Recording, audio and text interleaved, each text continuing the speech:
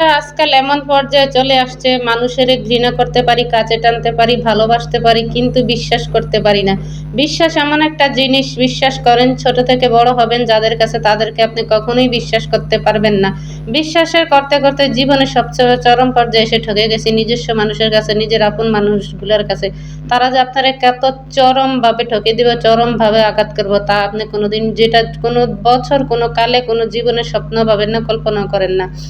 আর মানুষ হচ্ছে স্পর্শকাতর, মানুষ হচ্ছে সহজাত প্রবণ। মানুষকে যত ভালোবাসবেন, যত কাছে টানবেন, মানুষ আপনাকে তত সম্মান করবে, ভালোবাসবে।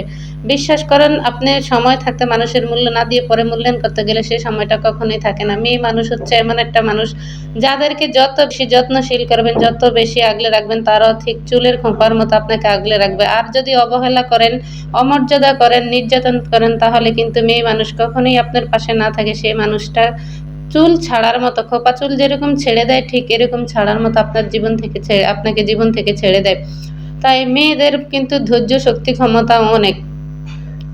জীবনে চলার পথে বহুত মানুষ চলে আসছে গেছে কিন্তু ধৈর্য শক্তি কখনোই হারায়নি, ইনশাল্লাহ মনোবল কখনোই হারায়নি। আপন মানুষগুলো আঘাত না করলে কখনো মানুষ ঘুরে দাঁড়ায় না। আপন মানুষগুলার দেওয়া শিক্ষাগুলাই কিন্তু মানুষ জীবনে অনেক কিছু সামনের দিকে এগিয়ে যেতে পারে। আসলে আপনি কখনো বিশ্বাস করতে পারবেন না, জীবনে যাদেরকে নিয়ে এত ভাবছেন, এত করছেন, এরা যে আপনার পিছন থেকে কিভাবে ছুরি মারবে, এই ছুরি মারাটা কখনোই কল্পনা করতে পারবেন না। আর যে বিশ্বাসঘাতক, যে আপনাকে ঠকাইছে, সে কিন্তু ঠকবে, আজীবনই ঠকবে। সে কখনোই কোনোদিন সাফল্য অর্জন করতে পারবে না।